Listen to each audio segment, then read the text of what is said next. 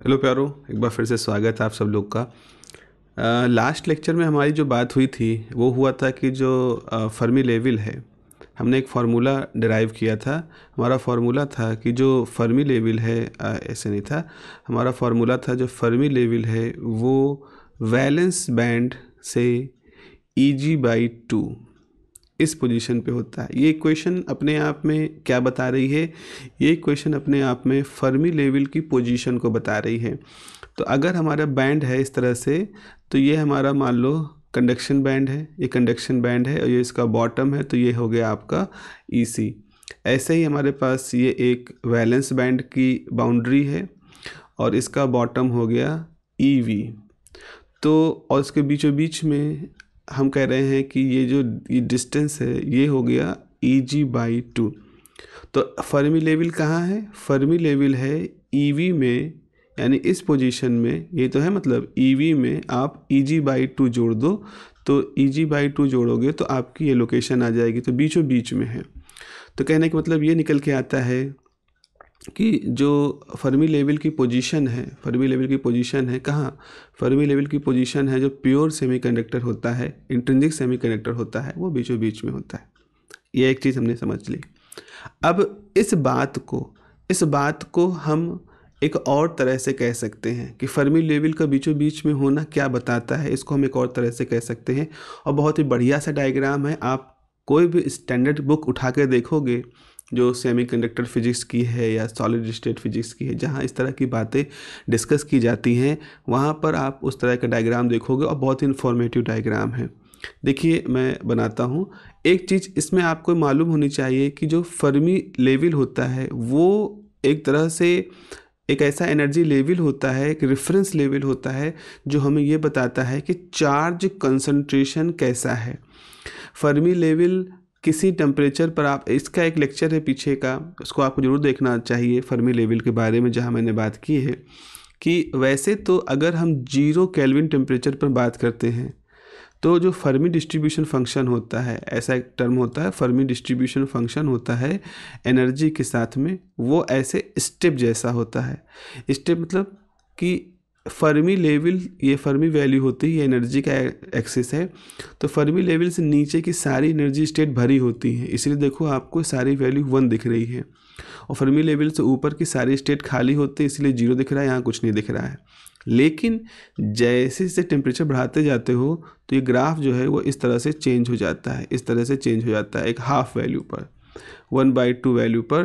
तो ये जो लोकेशन है ये शो कर रहा है कितने इलेक्ट्रॉन अपनी जगह छोड़ के चले गए, और ये दूसरी लोकेशन शो कर रहा है कितने इलेक्ट्रॉन भर गए हैं। तो यानी कि हम ये देखेंगे कि फर्मी लेवल से हम एक ख़ास तरह का ऑक्यूपेशन बता सकते हैं, जिसे कहते हैं कि ऑक्यूपेशनल जो प्रोबेबिलिटी होती है उसके बारे में भी हम, ऑक्यूपेशनल प्रोबेबिलिटी के बारे में भी आपको काफ़ी कुछ बता सकते हैं। Let me just draw this, then we will discuss what is the meaning of all these things. Suppose हमने इस तरह से एनर्जी के लिए y एक्सिस पर एनर्जी डिफाइन कर दिया, और ये हमारे पास ये क्या है, कंडक्शन बैंड की बात हो गई, ये हमारे पास वैलेंस बैंड की बात हो गई, और इसके बीचों बीच में हमने फर्मी लेवल बना दी। ये हम प्योर सेमीकंडक्टर के केस में कह रहे हैं। अब अगर हम यहाँ पर आपको बताएं कि जो हमने पढ़ा था कि जो DOS होता है, डेंसिटी ऑफ स्टेट होता है, वो √E के हिसाब से वेरी करता है। तो कंडक्शन बैंड का DOS इस तरह से होगा, this is the DOS density of state for the conduction band, और ये आपके पास ऐसे होगा DOS for the valence band. ये चीज़ें आ गई आपके पास। अब हम इसी में एक और डायग्राम बनाना शुरू कर देते हैं, and that is for the, let me choose the colour, okay, that is for the Fermi level. चलिए यहाँ पर हम एक लाइन ऐसे ड्रॉ कर देते हैं, यहाँ पर एक लाइन ड्रॉ कर देते हैं, और अब हम फर्मी लेवल के बारे में बताते हैं। फर्मी लेवल जो हम यहाँ पर प्लॉट करेंगे तो ऐसा प्लॉट करेंगे कि 50% वो इधर रहे, 50% इधर रहे, तो यानी कि फर्मी लेवल कर्व ऐसे जाएगा,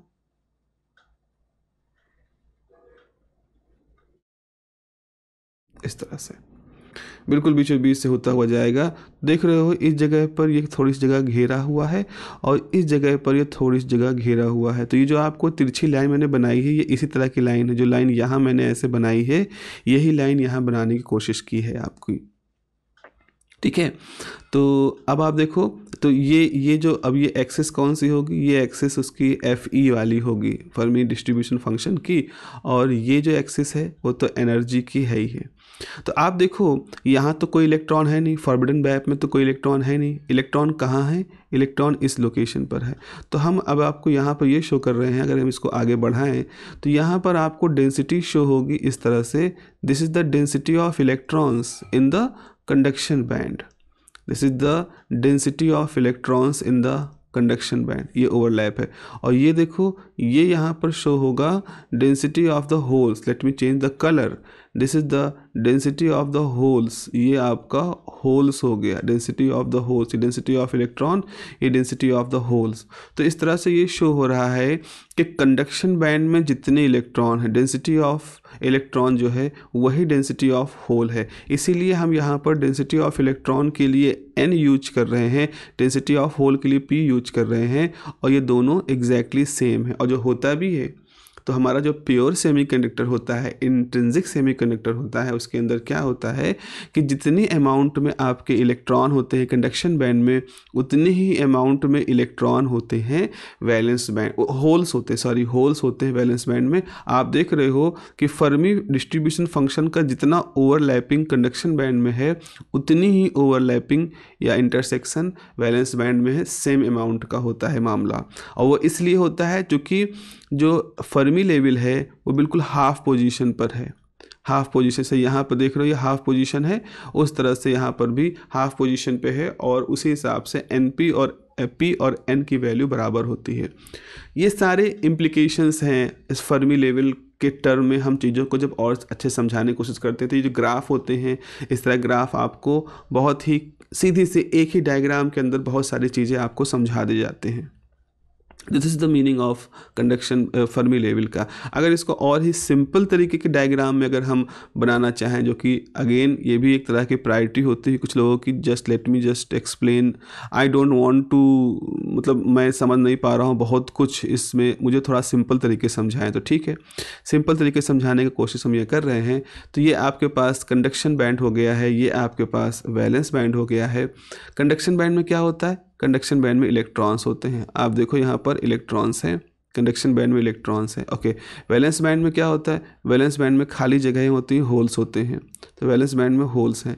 आपको मैंने बताया था कि जब बॉन्ड टूटता है तो बॉन्ड के टूटने से एक इलेक्ट्रॉन एक होल बनता है। तो प्योर सेमीकंडक्टर में क्या होता है, टेम्परेचर एक ऐसा रोल प्ले करता है, मतलब सराउंडिंग का टेम्परेचर जो मटेरियल को थर्मल इक्विलिब्रियम में रखा होता है, वो क्या करता है, थर्मल एजिटेशन की वजह से बॉन्डों को तोड़ता है। बॉन्ड टूटते हैं तो जब एक बॉन्ड टूटते हैं, से बॉन्ड है इसमें से एक टूटा तो एक इलेक्ट्रॉन निकला और पीछे एक होल रह गया। तो यहाँ पर क्या हुआ, इलेक्ट्रॉन होल पेयर क्रिएट हुआ। तो देखो आपके पास ये जो इलेक्ट्रॉन है कंडक्शन बैंड में, ये न्यूली क्रिएटेड इलेक्ट्रॉन है, और ये जो होल्स हैं ये भी न्यूली क्रिएटेड होल्स हैं। जितने होल्स हैं उतने इलेक्ट्रॉन है। तो n is same as the p, और फर्मी लेवल इसके बीचों बीच में है। तो फर्मी लेवल का बीचों बीच में होना ये बता रहा है कि जितने number of electron negative charge carrier conduction band में है, उतने ही holes positive charge carrier valence band में है। तो इस तरह से फर्मी लेवल एक तरह का तराजू जैसा है। जैसे आप सोचें तराजू है, जैसे हम यहाँ पर सोचें एक तराजू है, एक तराजू का पलड़ा इधर है, एक तराजू का पलड़ा इधर है। अगर n और p बराबर है, तराजू का जो कांटा होगा वो बिल्कुल बीचों बीच में होगा। तो AF की वैल्यू बिल्कुल बीचों बीच में हो जाएगी। लेकिन अब हम क्या करेंगे, अगर हमने n को ज़्यादा कर दिया तो जाहिर सी बात है आपका जो तराजू का ये जो पलड़ा होगा ये शिफ्ट होना शुरू हो जाएगा, और उसी हिसाब से फर्मी लेवल की पोजीशन भी चेंज होना शुरू हो जाएगी जब हम इस इक्वेशन को डिस्टर्ब कर देंगे। यानी कि होल की संख्या और आपकी इलेक्ट्रॉनों की संख्या अगर हमने चेंज कर दिया मटेरियल के अंदर, तो हमारा जो फर्मी लेवल का पोजीशन चेंज हो जाएगा। ऐसी स्थिति में क्या होगा, एक संभावना ये है कि बहुत सारे इलेक्ट्रॉन आ गए, मतलब होल नहीं क्रिएट हुए, बहुत सारे इलेक्ट्रॉन हो गए, तो n जो है वो बढ़ जाएगा p से। ऐसी स्थिति में फर्मी लेवल उस तरफ शिफ्ट हो जाएगा जिस तरफ ज़्यादा चार्ज होंगे।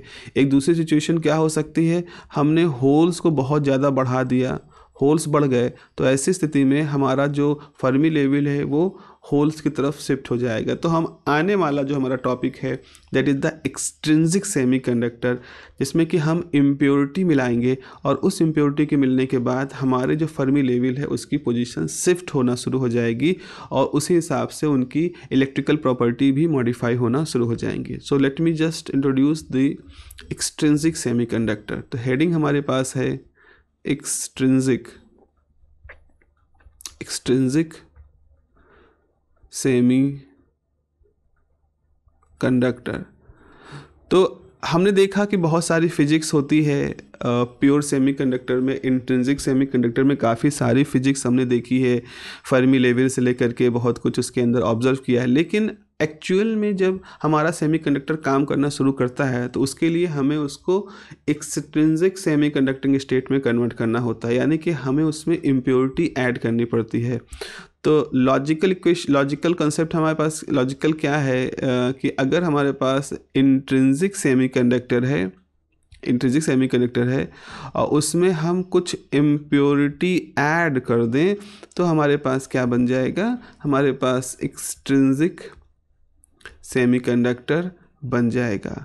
सवाल ये है कि हम ऐसा करना क्यों चाहते हैं, क्योंकि यहाँ पर n और p बराबर होता है, जितने नंबर ऑफ होल्स होते हैं उतने नंबर ऑफ इलेक्ट्रॉन होते हैं। हम इम्प्योरिटी के द्वारा या तो n ऐड कर देते हैं या p ऐड कर देते हैं। इससे क्या हो जाता है, या तो n ग्रेटर देन p हो जाता है या p greater than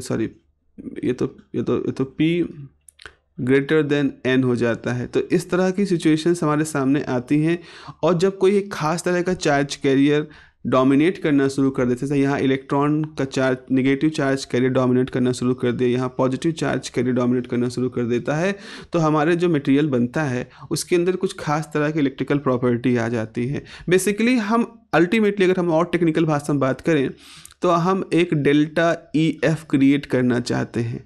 delta EF create करने का मतलब होता है हम फर्मी लेवल में एक डिफरेंस क्रिएट करना चाहते हैं, और ये फर्मी लेवल का डिफरेंस होता है ये असल में एक वर्क डन को मोटिवेट करता है। जैसे अगर आप सोचो एक लकड़ी का तख्ता रखा हुआ है, यहाँ बॉल रखी हुई है, तो यहाँ की हाइट और ये कोई सरफेस है, ये H भी वही है, ये H वही है, तो कुछ भी नहीं होगा। इस दोनों ही जगहों पर जो पोटेंशियल एनर्जी है वो सेम रहेगी, सेम पोटेंशियल एनर्जी होगी। बट अगर हमने इस तख्ते को ऐसे तिरछा कर दिया तो क्या हुआ, यहाँ की mgh बढ़ जाएगा इसकी तुलना में, तो हमारे पास डिफरेंस ऑफ mgh आ जाएगा, इसकी वजह से बॉल उड़कना शुरू कर देगी। तो उसी तरह से हम difference in the Fermi level, Fermi energy को क्रिएट करना चाहते हैं by adding the impurity. This is a very technical definition, so probably आपको समझ में ना आ रही हो, लेकिन ये एक सवाल होता है क्योंकि आप बहुत समझ पढ़ते आ रहे हो सकता है वाइवा वगैरह में क्वेश्चन पूछा जाए। तो अगर आप ये आंसर दे दोगे ना तो the answer is the deepest, you can say the deepest answer, deepest understanding को ये शो करने वाला आंसर है। अदरवाइज लोग पूछते हैं कि इंट्रिंसिक सेमीकंडक्टर में इम्प्योरिटी क्यों मिलाते हैं, तो सामान्य सा आंसर ये आता है जो 12th लेवल पे का आंसर है कि सर इम्प्योरिटी मिलाने से जो चार्ज कैरियर्स या तो होल की संख्या बढ़ा देते हैं या इलेक्ट्रॉन की संख्या बढ़ा देते हैं, जिसकी वजह से वो n टाइप का या p टाइप का सेमीकंडक्टर बन जाता है। But the answer is so what, किसी तरह का चार्ज कैरियर बढ़ाने से हमें क्या फ़ायदा हुआ। तो उसका एक बिल्कुल सही जो आंसर, जो करेक्ट आंसर है वो ये है कि जब हम चार्ज कैरियर को बढ़ाते हैं तो उसकी वजह से फर्मी लेवल जो है वो मिड से, जो कि प्योर में मिड में होती है, उससे या तो कंडक्शन बैंड की तरफ जाती है या वैलेंस बैंड की तरफ जाती है। तो हमने एक मटेरियल कैसा बनाया, एक मटेरियल बनाया हमने जिसमें कि वो कंडक्शन बैंड की तरफ है, एक मटेरियल बनाया इसमें फर्मी एनर्जी वैलेंस बैंड की तरफ है। अब इन दोनों को जब हम जोड़ेंगे, दोनों तरह के मटेरियल को आपस में कनेक्ट करेंगे, तो हम देखेंगे कि उनकी फर्मी एनर्जी में डिफरेंस होगा, और ये फर्मी एनर्जी का डिफरेंस एक वर्क को क्रिएट करता है, एक चार्ज के मोशन क्रिएट करता है। उस चार्ज के मोशन के, क्योंकि वहाँ वर्क डन करने की एबिलिटी है डिफरेंस ऑफ फर्मी एनर्जी की वजह से, जिसकी वजह से एक ऑटोमेटिकली स्पॉन्टेनियस तरीके से एक डिप्लीशन लेयर क्रिएट होता है, और वो हमारा पीएन जंक्शन डिवाइस बनने का बिल्कुल शुरुआती चरण है। और पीएन जंक्शन डिवाइस जो थी, उन्होंने अपने ज़माने में जो वैक्यूम वॉल वाली टेक्नोलॉजी थी उनको रिप्लेस किया था, मिनिएचराइजेशन की तरफ ले गए थे, स्पीड बढ़ी थी, ड्यूरेबिलिटी बढ़ी थी, साइज ऑफ द इक्विपमेंट छोटे हुए थे। इन सारी चीज़ों को वहाँ पर हमने फिजिबल होता हुआ देखा था। तो इस तरह से बहुत बड़ी टेक्निकल एडवांसमेंट हमको मिल गई थी जब हमने इम्प्योरिटी ऐड की और फर्मी लेवल के डिफरेंसेस को क्रिएट किया, और उसकी वजह से एक स्पॉन्टेनियस तरीके से पीएन जंक्शन बना, एंड फर्दर आगे जंक्शन डायोड और फेट ये सब उससे क्रिएट हुए। तो this is a very, I would say, a deep answer. अगर मैं बात करूं एक्सट्रिंसिक सेमीकंडक्टर के डिटेलिंग की, तो बच्चों ऐसा है, डिटेलिंग के लिए एक वीडियो यहाँ पर आप आई बटन पे आप देखोगे, इसी पे ही मैंने इस पे लिखा, मतलब एक ठीक ठाक सा वीडियो है, बहुत कुछ उसके अंदर एक्सप्लेनेशन दिया गया है जो कि आपकी लेवल पर अभी ज़रूरी है। उसको आप समझ जाओगे तो आपको P type semiconductor, N type semiconductor कैसे बनते हैं, इनके बारे में सारी जानकारी मिल जाएगी। तो अब हम यहाँ पर उसी वीडियो को आप देखिएगा, फिर वापस इस वीडियो पे आइएगा, और यहाँ पर आपको मैं बस समरी में बता दे रहा हूँ। अगर आपने वो वीडियो देखा है, अगर नहीं भी देख रहे हैं, आप आई बटन नहीं क्लिक कर रहे हैं, तो बच्चा इसमें ये बता देता हूँ कि अगर आपके पास इंट्रिंसिक सेमीकंडक्टर है, यानी कि प्योर सेमीकंडक्टर है, आप उसमें कोई पेंटावैलेंट इम्प्योरिटी मिलाते हो, आप उसमें एक पेंटावैलेंट इम्प्योरिटी मिलाते हो, लाइक फास्फोरस आपने मिला दिया, तो ऐसा क्या होगा? ऐसा होगा कि हमारा जो मटेरियल होगा, जो हमारा रिजल्टेंट मटेरियल बनेगा, उसके अंदर जो होल्स होंगे और जो ऐसे लिखें इसको हम, जो होल्स होंगे, होल्स और इलेक्ट्रॉन्स जो पहले से मौजूद थे, जब आपका सेमीकंडक्टर प्योर था तभी उसमें होल्स इलेक्ट्रॉन मौजूद थे, नंबर ऑफ होल्स और नंबर ऑफ इलेक्ट्रॉन्स बराबर थे। लेकिन जब आप पेंटावैलेंट इम्प्योरिटी मिलाओगे, तो पेंटावैलेंट इम्प्योरिटी मिलाने की वजह से क्या होगा, जो n है, नंबर ऑफ इलेक्ट्रॉन है, उसमें कुछ एक्स्ट्रा इलेक्ट्रॉन ऐड हो जाएंगे, जबकि p वैसे वैसे रहेंगे, और इसकी वजह से ये इक्वेशन इस तरह से कन्वर्ट हो जाएगी, मतलब अब इन इक्वलिटी ख़त्म हो गई। तो यहाँ पर मोर इलेक्ट्रॉन्स आ जाएंगे और होल एज इट इज़ रहेंगे। तो यानी कि होल इलेक्ट्रॉन्स क्या हो गए, electrons are in the majority, और होल्स अब चूँकि संख्या में ज़्यादा हैं तो ये आ गए आपके माइनॉरिटी। तो इस तरह से हमने पाया कि जैसे ही हम किसी सेमीकंडक्टर, प्योर सेमीकंडक्टर के अंदर पेंटावैलेंट इम्प्योरिटी मिलाते हैं, अब कैसे मिलाया, क्या मिलाया, वो उन वीडियो में आराम से आपको समझाया गया है। तो हमारे पास क्या हुआ कि इलेक्ट्रॉन्स, पेंटावैलेंट इम्प्योरिटी क्या होता है, इलेक्ट्रॉन्स, एडिशनल इलेक्ट्रॉन्स को ऐड करता है आपके मटेरियल के अंदर। इसकी वजह से इलेक्ट्रॉन्स मेजॉरिटी में आ जाते हैं। इलेक्ट्रॉन्स कैसे होते हैं, इलेक्ट्रॉन्स नेगेटिव होते हैं, और नेगेटिव चार्ज कैरियर यहाँ पर मेजॉरिटी में है। तो रूल कौन कंट्रोल करेंगे, ये नेगेटिव। इसीलिए इस तरह के मटेरियल को हम एन टाइप मटेरियल कहते हैं। तो एन टाइप सेमीकंडक्टर कहने का मतलब क्या हुआ, एन टाइप सेमीकंडक्टर कहने का मतलब ये नहीं कि नेगेटिव सेमीकंडक्टर, नो, हमने इम्प्योरिटी मिलाई है पर मटेरियल की चार्ज न्यूट्रलिटी पे कोई असर नहीं पड़ा। जैसे आपका क्रिस्टल है, आपका क्रिस्टल है, इस क्रिस्टल के अंदर जितने पॉजिटिव चार्ज थे उतने ही निगेटिव चार्ज थे। तो इसका मतलब है क्रिस्टल कैसा था, क्रिस्टल एक न्यूट्रल स्टेट में था। आपने इसमें फास्फोरस पूरे का पूरा मिलाया, फास्फोरस एटम मिलाया, फास्फोरस आयन नहीं मिलाया। तो न्यूट्रल में अगर आपने न्यूट्रल मिलाया तो न्यूट्रल ही तो रहेगा, आपका क्रिस्टल न्यूट्रल है, क्रिस्टल अपने आप में पॉजिटिव चार्ज नेगेटिव चार्ज नहीं हुआ, क्रिस्टल रिमेन्स न्यूट्रल। लेकिन जब ये फास्फोरस गया और ये वो जो टेट्रावैलेंट स्ट्रक्चर से अलग है, तो वो टेट्रावैलेंट स्ट्रक्चर में अपने आप को फिट करता है, तो एक्स्ट्रा इलेक्ट्रॉन उसके पास रह जाता है, तो वो इलेक्ट्रॉन डोनेट करता है। उस एक्स्ट्रा इलेक्ट्रॉन को डोनेट करने से उस मटेरियल के अंदर हम देखते हैं कि चार्ज कैरियर में इलेक्ट्रॉन्स इन्हेंस कर जाते हैं एज कम्पेयर टू होल्स, और इस वजह से हम कहेंगे कि इलेक्ट्रॉन्स मेजॉरिटी में आ गए हैं। इलेक्ट्रॉन्स का मेजॉरिटी में आना इस बात को बताता है कि एन टाइप मटेरियल है। तो एन टाइप मटेरियल का मतलब नेगेटिव मटेरियल नहीं है, एन टाइप मटेरियल का मतलब एक ऐसा मटेरियल जहां इलेक्ट्रॉन्स मेजॉरिटी में है और होल्स माइनॉरिटी में है। ये पूरा स्टेटमेंट है, इसका मतलब है। Okay, again I would say आप उस वीडियो को जरूर देखिएगा, उसमें बहुत डिटेल में मैंने बताया है इस चीज़ को। उसके बाद दूसरा एक स्थिति है, ठीक है, अगर हमारे पास इंट्रिंसिक था, हमारे पास एक इंट्रिंसिक सेमीकंडक्टर था, उसमें हमने ट्राईवैलेंट इम्प्योरिटी मिला दी। ट्राईवैलेंट का मतलब क्या होता है, जैसे एल्युमिनियम है जिसके आउटर मोस्ट ऑर्बिट में 3 इलेक्ट्रॉन होते हैं। तो जब ट्राई वैलेंट इम्प्योरिटी आप वहाँ पे मिलाते हो तो आपके पास कैसा मटेरियल बन जाता है, पी टाइप मटेरियल बनता है। क्यों ऐसा बनता है? क्योंकि क्या होता है, पहले क्या था, जितने इलेक्ट्रॉन थे उतने ही होल्स थे। ये तो प्योर सेमीकंडक्टर की स्टेट थी, तो n की वैल्यू p की वैल्यू बराबर थी। लेकिन जब आप ट्राई वैलेंट इम्प्योरिटी ऐड करते हो बच्चों, तो क्या होता है, इलेक्ट्रॉनों की संख्या तो वैसी रहती है पर होल की संख्या पहले से बढ़ जाती है। तो अब की बार क्या हुआ, होल्स इन्हांस कर गए। तो यानी होल्स अब की बार क्या आ गए, मेजॉरिटी में, है ना, होल्स मेजॉरिटी में आ गए। और इलेक्ट्रॉन्स क्या हो गए, इलेक्ट्रॉन्स हो गए माइनॉरिटी में, इलेक्ट्रॉन्स माइनॉरिटी चार्जेस में आ गए। तो अब देखो उल्टा हो गया, पहले एन टाइप में क्या था, इलेक्ट्रॉन मेजॉरिटी में थे, अब पी टाइप में क्या हो गए, होल मेजॉरिटी में हो गए। क्यों इसको पी टाइप कहते हैं? क्योंकि पी मतलब होता है positive, holes are consider to be a positive particle. तो पी से लेता हुआ नाम हमारे पास आ गया पी टाइप सेमीकंडक्टर। तो अगेन वही चीज़ है, पी टाइप सेमीकंडक्टर का ये कतई मतलब नहीं है कि positive semiconductor. P type means अ सेमीकंडक्टर जिसके अंदर कुछ इस तरह की इम्प्योरिटी ऐड की गई हैं कि उसके अंदर holes are in the majority portion में है इलेक्ट्रॉन्स के कंपैरिजन में, तो holes are the majority and electrons are the minority. ये इसका पूरा मतलब है। तो होता ये न्यूट्रल स्टेट का होता है। तो पी टाइप और एन टाइप मटेरियल आपके पास आ गए। नाउ लेट मी शो, जो हमने शुरुआत में मैंने आपसे जो बात कही है कि ऐसा करने से हम एक डेल्टा EF क्रिएट करते हैं, एक difference in the Fermi level create करते हैं। So what is the meaning of that, late me just explain that thing. तो देखो यहाँ पर हम पहले प्योर के बारे में बताते हैं। प्योर में क्या हुआ, प्योर में आपके पास ये है कि ये आपका कंडक्शन बैंड है, ठीक है, और ये आपका वैलेंस बैंड है, ठीक है, ये वैलेंस बैंड है। ओके, नाउ देयर इज़ बीचों बीच में फर्मी लेवल है आपकी, फर्मी लेवल बैंड गैप के बीचों बीच में। इसका मतलब ये होता है कि जैसे यहाँ पर इलेक्ट्रॉन्स है, सपोज मैंने ये 5 इलेक्ट्रॉन्स बनाए, तो वैसे ही यहाँ पर आपके 5 होल्स हैं।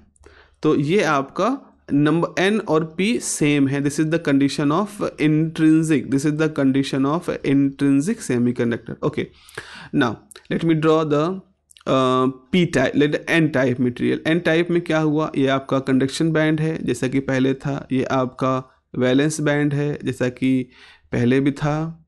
ओके, शुरुआत में क्या था, इसके अंदर इलेक्ट्रॉन्स थे 2 3 4 5 इलेक्ट्रॉन थे, यहाँ पर 5 होल्स थे, ठीक है, ये होल्स थे। अब आपने इसके अंदर फास्फोरस मिलाया, पेंटावैलेंट इम्प्योरिटी मिलाई, तो फास्फोरस ने क्या किया, फास्फोरस अपने साथ कुछ एडिशनल इलेक्ट्रॉन लेके आए। अभी मैं जो पर्पल कलर का बना रहा हूँ ये कुछ एडिशनल इलेक्ट्रॉन है, लेकिन ये एडिशनल इलेक्ट्रॉन तो कंडक्शन बैंड को मिल गए, वैलेंस बैंड में होल्स पे कोई चेंज नहीं हुआ। तो आप देखो जो पहले फर्मी लेवल की पोजीशन थी, अब उससे फर्मी लेवल ऊपर शिफ्ट हो जाएगी क्योंकि कंडक्शन बैंड में ज़्यादा चार्ज कैरियर्स हैं, तो फर्मी लेवल जो है वो आपकी ऊपर शिफ्ट हो जाएगी। अब आप देख रहे हो ना, इसका शिफ्ट ऊपर हो गया है।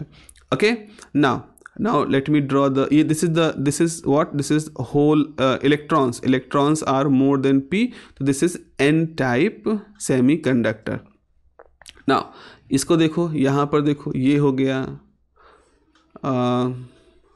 गया वैलेंस बैंड हो गया, ये कंडक्शन बैंड हो गया।